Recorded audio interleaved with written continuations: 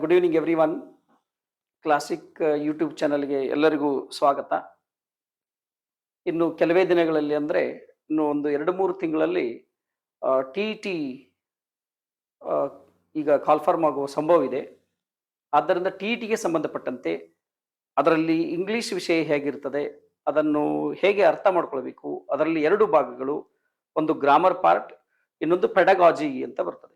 ಒಟ್ಟು 30 ಪ್ರಶ್ನೆಗಳಿರ್ತವೆ. ಒಟ್ಟು 30 ಪ್ರಶ್ನೆಗಳಲ್ಲಿ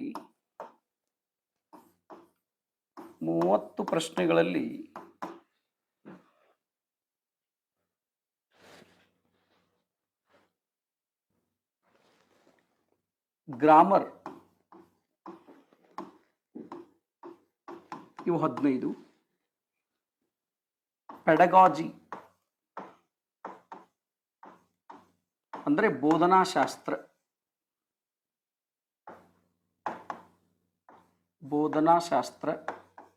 ಇವು 15 ಇರ್ತವೆ. ಕೆಲವೊಂದು ಸಲ ಗ್ರಾಮರ್ ಮೇಲೆ 20 ಕೇಳಿ ಪೆಡಗಾಜಿ ಮೇಲೆ 10 ಕೇಳಿರ್ತಾರೆ. ಇಲ್ಲ ಕೆಲವೊಂದು ಸಲ ಪೆಡಗಾಜಿ ಮೇಲೆ 20 ಕೇಳಿ ಗ್ರಾಮರ್ 10 ಕೇಳಿರ್ತಾರೆ. So let us discuss in detail about English. ಮೊದಲು English grammar. What is grammar? Grammar ಅಂದ್ರೆ systematic study of a language. ಒಂದು ಭಾಷೆಯನ್ನು ವ್ಯವಸ್ಥಿತವಾಗಿ ಅಧ್ಯಯನ ಮಾಡುವುದಕ್ಕೆ ವ್ಯಾಕರಣ ಅಥವಾ ಗ್ರಾಮರ್ ಅಂತ ಕರೀತಾರೆ. ಯಾವ ಭಾಷೆಯನ್ನು ಸಿಸ್ಟಮೆಟಿಕ್, ಇಂಗ್ಲಿಷ್ ಅನ್ನು ಸಿಸ್ಟಮೆಟಿಕ್ ಆಗಿ ಅಧ್ಯಯನ ಮಾಡಲಿಕ್ಕೆ ಆ ಭಾಷೆಯಲ್ಲಿ ಗ್ರಾಮರ್ ಇದೆ, ಅದಕ್ಕಾಗಿ ಗ್ರಾಮರ್. ಒಟ್ಟು ಟಿ ಟಿಯಲ್ಲಿ ಕನ್ನಡ, ಸೈಕಾಲಜಿ ಮತ್ತು ಇಂಗ್ಲಿಷ್. ಅದರಲ್ಲಿ ಇಂಗ್ಲಿಷ್ ಕೆಲವೊಂದು ಪ್ರಶ್ನೆಗಳು ಬಹಳ ಮಹತ್ವದ್ದಿರ್ತವೆ. ಅದು ನಿಮ್ಮನ್ನು ಸಿಇಟಿಗೆ ಕ್ವಾಲಿಫೈ ಮಾಡಲು ಬಹಳಷ್ಟು ಹೆಲ್ಪ್ ಮಾಡ್ತದೆ, ಸಪೋರ್ಟಿವ್ ಆಗಿರ್ತದೆ. ಆದ್ದರಿಂದ ಇವತ್ತು ನಾನು ಇಂಗ್ಲಿಷ್ಗೆ ಸಂಬಂಧಪಟ್ಟಂತೆ ವಿವರವಾಗಿ ನಿಮ್ಮ ಮುಂದೆ ಎಲ್ಲ ಇಡ್ತಾ ಇದ್ದೇನೆ. ಟಿ ಇಂಗ್ಲಿಷ್, ಟಿ ಇಂಗ್ಲಿಷನೇ ಸಿಇಟಿ ಇಂಗ್ಲಿಷನು ಆಗಿರ್ತದೆ. ಏನು ಡಿಫ್ರೆನ್ಸ್ ಏನು ಇರುವುದಿಲ್ಲ. ಟಿ ಇಂಗ್ಲಿಷನೇ ಸಿಇಟಿ ಇಂಗ್ಲಿಷ್ ಆಗಿರ್ತದೆ. ಸೊ ಅದಕ್ಕಾಗಿ ಫಸ್ಟ್ ಒನ್ ನೋಡಿ, ಗ್ರಾಮರ್ ಅಂತ ನೋಡಿ. ಮೊದಲು ಅಲ್ಫಾಬೆಟಿಕಲ್ ಲೆಟರ್ಸ್ ಮೇಲೆ ಹೇಳ್ತಾರೆ, ಅಂದ್ರೆ ಅಲ್ಫಾಬೆಟಿಕಲ್ ಲೆಟರ್ಸ್. ಅದಾದ ನಂತರ ವರ್ಡ್ಸ್ ಅಂತ ಬರ್ತವೆ. ವರ್ಡ್ಸ್ ಅಂದ್ರೆ ಆಂಟೋನಿಮ್ಸ್, ವಿರುದ್ಧಾರ್ಥಕ ಪದಗಳು, ಸಿನಾನಿಮ್ಸ್, ಸಮನಾರ್ಥಕ ಪದಗಳು, ಹೋಮೋಫೋನ್ಸ್, ಹೋಮೋನಿಮ್ಸ್ ಅಂದ್ರೆ ಗೊಂದಲಮಯ ಪದಗಳು. ಇದು ಮೊದಲನೇ ಚಾಪ್ಟರ್ ಮೇಲೆ, ವರ್ಡ್ ಮೇಲೆ. ಆಂಟೋನಿಮ್ಸ್, ಸಿನಾನಿಮ್ಸ್ ಅದು ಕಾಮನ್ ಆಗಿರ್ತವೆ. Next sentence and its kinds ಅಂತ ಬರ್ತದೆ. Sentence, kinds of sentences. Next big one, parts of speech. Parts ಅಂದ್ರೆ ಭಾಗಗಳು, ಸ್ಪೀಚ್ ಅಂದ್ರೆ ಮಾತನಾಡಲು ಉಪಯೋಗ ಆಗ್ತಕ್ಕಂಥ, ಹೆಲ್ಪ್ ಆಗ್ತಕ್ಕಂಥ ಭಾಗಗಳು ಪಾರ್ಟ್ಸ್ ಆಫ್ ಸ್ಪೀಚ್. ಆ ಪಾರ್ಟ್ಸ್ ಆಫ್ ಸ್ಪೀಚ್ ನಲ್ಲಿ ಏನಿರ್ತಾವಲ್ಲ, ಅವನು ಒಟ್ಟು 8 parts of speech in English, totally 9 including articles also parts of speech. Noun, pronoun, verb, adverb, adjective, preposition, conjunction, interjection with articles. ಇವು ವರ್ಡ್ ನಾವು ಉಪಯೋಗ ಮಾಡಲಿಲ್ಲ ಅಂದ್ರೆ ನಮಗೆ ಸೆಂಟೆನ್ಸ್ನೇ ಮಾತಾಡಕ್ ಬರೋದಿಲ್ಲ. ಅದಕ್ಕಾಗಿ ಪಾರ್ಟ್ಸ್ ಆಫ್ ಸ್ಪೀಚ್ ಅಂತ ಬರ್ತದೆ. ಪಾರ್ಟ್ಸ್ ಆಫ್ ಸ್ಪೀಚ್ ಅದಾದ ನಂತರ ಆರ್ಟಿಕಲ್ಸ್ ಆದ ನಂತರ ಬಹಳ ಮಹತ್ವದ್ದು ಟೆನ್ಸಸ್ ಅಂತ ಬರ್ತದೆ. ಟೆನ್ಸ್ ಅಂದ್ರೆ ಸಮಯ, ಟೆನ್ಸ್ ಅಂದ್ರೆ ಟೈಮ್, ಟೆನ್ಸ್ ಅಂದ್ರೆ ಸ್ಥಿತಿಗತಿ, ಟೆನ್ಸ್ ಅಂದ್ರೆ ಸನ್ನಿವೇಶ, ಟೆನ್ಸ್ ಅಂದ್ರೆ ಆ ಪರಿಸ್ಥಿತಿ, ಯಾವ ಅನುಗುಣವಾಗಿ ಏನೇನು ಉಪಯೋಗ ಮಾಡಬೇಕು ಅನ್ನೋದಕ್ಕೆ ಟೆನ್ಸ್ ಅಥವಾ ಕಾಲ, ಟೈಮ್, ಸಮಯ ಅಂತ ಕರೀತಾರೆ. ಟೆನ್ಸ್ ಪರ್ಫೆಕ್ಟ್ ಆದ್ರೆ ಈಗ ಏನ್ ನಾನು ಮುಂದೆ ಮಾತನಾಡಿಕೆ ಹೊಂಟಿದೇನೋ ಅವೆಲ್ಲವೂ ಪರ್ಫೆಕ್ಟ್ ಆಗ್ತಾ ಹೋಗ್ತವೆ. ಟೆನ್ಸ್ ಪರ್ಫೆಕ್ಟ್ ಆದ್ರೆ ಕ್ವಶನ್ ಟ್ಯಾಕ್ಸ್, ಇಲ್ಲದ್ರೆ ಅರ್ಥನೇ ಆಗಲ್ಲ. ಟೆನ್ಸ್ ಪರ್ಫೆಕ್ಟ್ ಆದ್ರೆ active voice, passive voice. Figures of speech, then models, direct and indirect speech, PQRS questions, error of corrections or correction of errors, ತಪ್ಪು ಕಂಡುಹಿಡಿಯುವುದು, correction of errors, idioms and phrases, one word substitution. Then ಇವೆಲ್ಲ totally this is all grammar part. So ಈ grammar part ಈಗ ನಾನು ಹೇಳಲಿಲ್ಲ, ಇಷ್ಟೆಲ್ಲ ಏನು ಈ ಚಾಪ್ಟರ್ಗಳನ್ನೆಲ್ಲ ಹೇಳಲಿಲ್ಲ. So those if you studied these all those things, not only T, CET, PDO, VAO, SDA, FDA, ಇವೆಲ್ಲಕ್ಕೂ ಸೇಮ್ ಇಂಗ್ಲಿಷ್ ಅನ್ನ ಸೇಮ್ ಗ್ರಾಮರ್ ಇದೆ. ಎಲ್ಲವೂ ಗ್ರಾಮರ್ ಅನ್ನೇ, ಗ್ರಾಮರ್ ಇಸ್ ಪರ್ಫೆಕ್ಟ್. ಇಷ್ಟು ಟಿಗೆ ಗ್ರಾಮರಿಗೆ ಸಂಬಂಧಪಟ್ಟಿದ್ದು. ಈ ಟಿ ಗ್ರಾಮರ್ ಮಾಡೋದ್ರಿಂದ ಉಳಿದ ಎಲ್ಲಾ ಹುದ್ದೆಗಳಿಗೂ ಇಂಗ್ಲಿಷ್ ಪರ್ಫೆಕ್ಟ್ ಆದಂಗೆ, ನೀವು ಯಾವುದು PDO ಪರ್ಫೆಕ್ಟ್ ಆದಂಗೆ, VAO, FDA, SDA, ಆಮೇಲೆ CTI, ಕಮರ್ಷಿಯಲ್ ಟ್ಯಾಕ್ಸ್ ಇನ್ಸ್ಪೆಕ್ಟರ್, ಇವಕ್ಕೆಲ್ಲವಕ್ಕೂ 30 ಪ್ರಶ್ನೆಗಳು ಗ್ರಾಮರ್ ಇದ್ದೇ ಇರ್ತದೆ. ನಾಳೆ ಸಿಇಟಿಯಲ್ಲಿ ನೀವು ಇಂಗ್ಲಿಷ್ ಆಪ್ಷನ್ ಇಲ್ಲದವರು ಕೂಡ ಸಿಇಟಿಯಲ್ಲಿ ಸಪರೇಟ್ ಒಂದು 25 ಪ್ರಶ್ನೆ ಇದ್ದಿದ್ದು ಜನರಲ್ ಆಗಿ ಎಲ್ಲರಿಗೂ ಇಂಗ್ಲಿಷ್ ಇರ್ತದೆ, ಅದು ಗ್ರಾಮರ್ ಮೇಲೆ ಇರ್ತದೆ. ಬಟ್ ಟಿಯಲ್ಲಿ ಮತ್ತೆ ಇದನ್ನು ಸಪರೇಟ್ ಮಾಡಿರ್ತಾರೆ, ಪೆಡಗಾಜಿ ಅಂತ ಸಪರೇಟ್ ಮಾಡಿರ್ತಾರೆ. ಆ ಪೆಡಗಾಜಿ ಏನನ್ನೋದು ಈಗ ನಾನು ಹೇಳ್ತಾ ಹೋಗ್ತೀನಿ. ಮೊದಲು ಕ್ವಶನ್ ಪೇಪರ್ ಪ್ಯಾಟರ್ನ್ ಹೇಳ್ತಾರೆ ನೋಡಿ. ಕ್ವಶನ್ ಪೇಪರ್ ಪ್ಯಾಟರ್ನ್ ಫಸ್ಟ್ ಏನ್ ಮಾಡ್ತಾರೆ ಅಂದ್ರೆ ಅವರು ಇಂಗ್ಲಿಷ್ ನಲ್ಲಿ ಪ್ಯಾಸೇಜ್ ಕೇಳ್ತಾರೆ. ಮೊದಲು ಪ್ಯಾಸೇಜ್ ದಲ್ಲಿ ಪ್ಯಾಸೇಜ್ ಓದ್ಕೊಂಡು ನೆಕ್ಸ್ಟ್ ಅಲ್ಲಿ ನೀವು ಆ ಪ್ಯಾಸೇಜ್ ಅಲ್ಲಿ ಒಂದು ಕ್ವಶನ್ ಬರೀತಿ ನೋಡಿ. ಸಿಂಪಲ್ ಕ್ವಶನ್, ನಿಮ್ಗೆ ಗೊತ್ತಿದ್ದ ವಿಷಯ, ಸಿಂಪಲ್ ಕ್ವಶನ್ ಬರೀತಿ ನೋಡಿ. The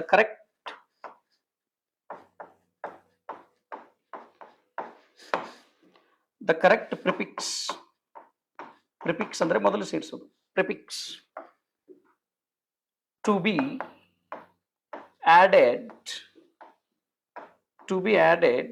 to the word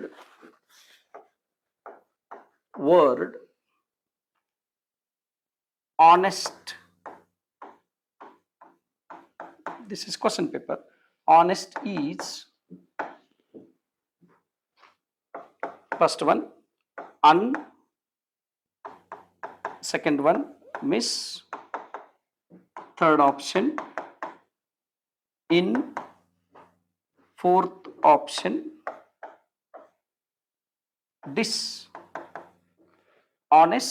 dishonest. ಹೀಗೆ ಒಂದು ಪ್ಯಾಸೇಜ್ ಕೇಳಿರ್ತಾರೆ. ಪ್ಯಾಸೇಜ್ದಲ್ಲಿ ಕಂಪ್ಲೀಟ್ ರೀಡ್ ಮಾಡಿ, ಕಂಪ್ಲೀಟ್ ಓದಿ, ವಿವರವಾಗಿ ಓದಿ, ಇಲ್ಲಿ ಕೆಳಗೆ ಕ್ವಶನ್ಸ್ಗಳು ಬಂದಿರ್ತವೆ. ದೇರ್ ಆಫ್ಟರ್ ಮತ್ತೊಂದು ಕೇಳಿರ್ತಾರೆ poem passage. When you read the poem passage also you have to solve. Prose passage, English question paper pattern, prose passage, poem passage ಅಂದ್ರೆ ಪ್ಯಾರಾಗ್ರಾಫ್. ಆಮೇಲೆ ಪೆಡಗಾಜಿ ಬಗ್ಗೆ ಕೇಳ್ತಾ ಹೋಗ್ತಾರೆ. ಪೆಡಗಾಜಿ ಆದ ನಂತರ ಗ್ರಾಮರ್ಗೆ ಸಂಬಂಧಪಟ್ಟಿದ್ದು ವಿಷಯಗಳನ್ನು ಈಗಾಗಲೇ ಹೇಳಿದ್ದೀನಿ. ಆ ಗ್ರಾಮರ್ಗಳನ್ನ ಸ್ವಲ್ಪ ಪರ್ಫೆಕ್ಟ್ ಮಾಡಿಬಿಟ್ರೆ you can solve all those things. ಇನ್ನ ಪೆಡಗಾಜಿ ಅಂದ್ರೆ ಬೋಧನಾಶಾಸ್ತ್ರ ಅಂತ ಇರ್ತದೆ. ಬೋಧನಾಶಾಸ್ತ್ರ ಪೆಡಗಾಜಿ ಅಂದ್ರೆ ಏನು, ಹೇಗೆ ಮಾಡಬೇಕು, ಅದು ಯಾವ ವರ್ಡ್ ಅಂತ ಬಂದಿದೆ, ಅದರಲ್ಲಿ NCF ಅಂತ ಬರ್ತದೆ, ಪರ್ಟಿಕ್ಯುಲರ್ಲಿ ನ್ಯಾಷನಲ್ ಅಂತ ಬರ್ತದೆ, ಅದು NCF 2005 ಅದು ಏನು ಹೇಳ್ತದೆ. ಸ್ಕ್ಯಾನಿಂಗ್ ಅಂತ ಬರ್ತವೆ. Major objectives of particularly language. What is language? Major object of the language are first one particularly listening, speaking, reading, writing. ಇವನ್ನೆಲ್ಲವನ್ನು ಡಿಟೇಲ್ ಆಗಿ ಪೆಡಗಾಜಿಯಲ್ಲಿ ಓದಬೇಕಾಗ್ತದೆ. ಬೋಧನಾಶಾಸ್ತ್ರ ಇಷ್ಟೆಲ್ಲ ಆದ ನಂತರ, ಇದು ಬೋಧನಾಶಾಸ್ತ್ರ ಅಂದ್ರೆ ಅಲ್ಲಿ ಡಿಟೇಲ್ ಆಗಿ ಬರ್ತದೆ ಅದು.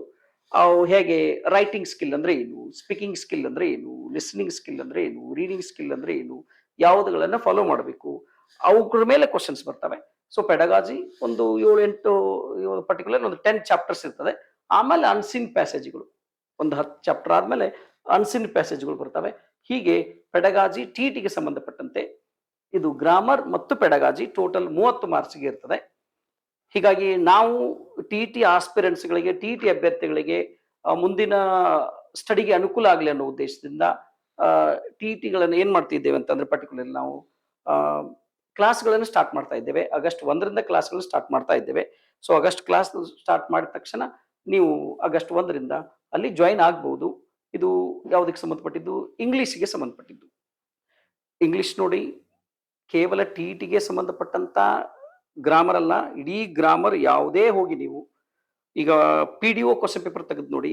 Complete PDO, VAO, CTI, SDA, FDA ಅದು ನ್ಯೂ ಕಾಲ್ ಫಾರ್ಮ್ಸ್ ಅದಾವೆ.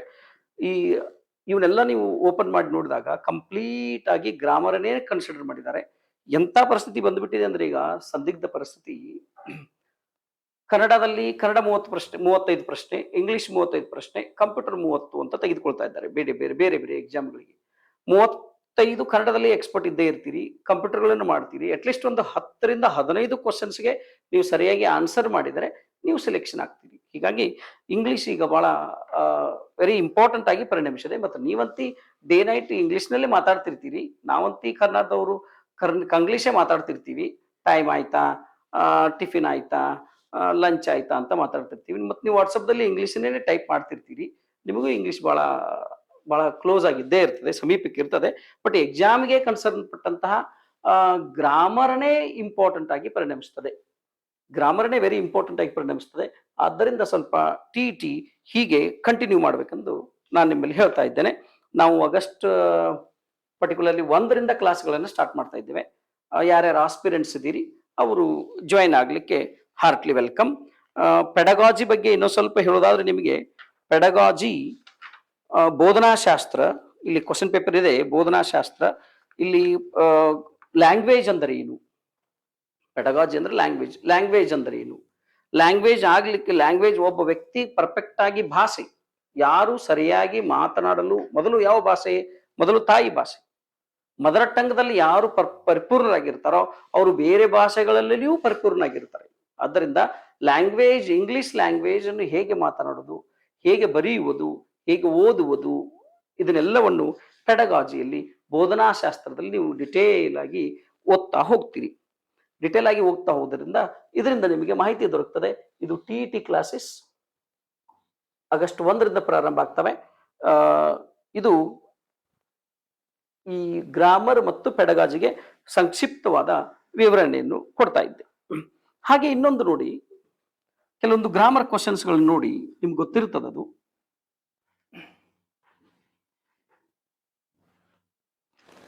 For example,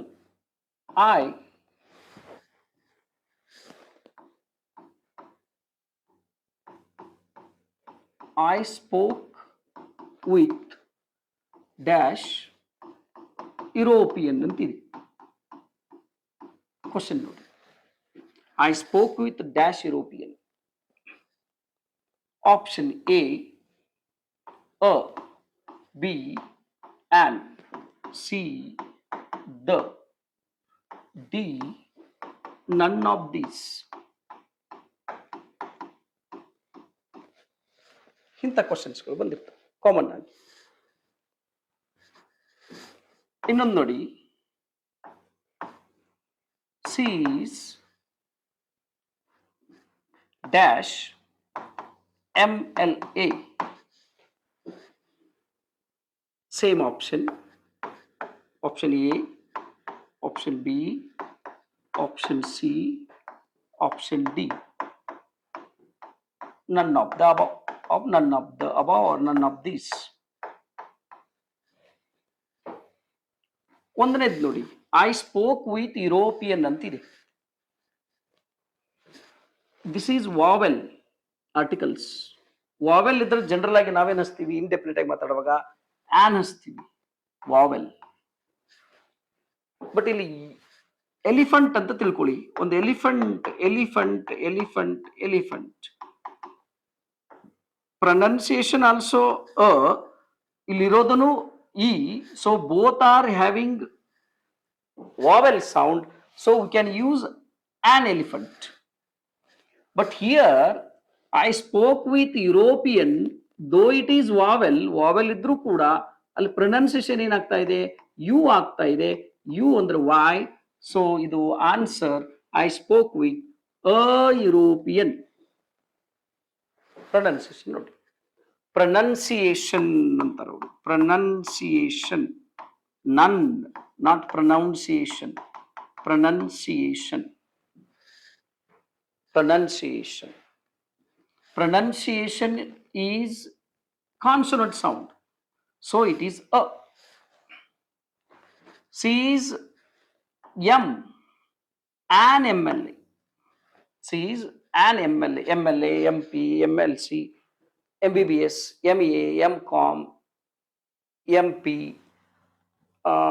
MEA, FDA, SDA, SSLC, these all long ಫಾರ್ಮ್ಗೆಲ್ಲ ಆನ್ ಹಚ್ಚಬೇಕಂತ ನಿಯಮವಿದೆ. So it is an. So it is an. ಹೀಗೆ ಗ್ರಾಮರ್ದಲ್ಲಿ ಕ್ವಶನ್ಸ್ ಬರುತ್ತೆ. So this is about TET sample 1, and when we start the class that time we will go for in detail.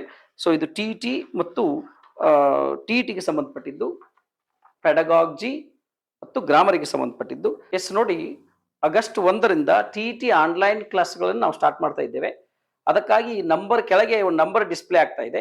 ಆ ನಂಬರ್ಗೆ display ಮಾಡಿ ನಿಮ್ಮ ಸೀಟನ್ನು ನೀವು ಕಾಯ್ದಿರಿಸಿಕೊಳ್ಳಿ. August 1 TET online class start ಆಗ್ತದೆ. ನಂಬರಿಗೆ ಕಾಲ್ ಮಾಡಿ ನೀವು ತಿಳಿದುಕೊಳ್ಳಬಹುದು. ಧನ್ಯವಾದಗಳು. Thank you.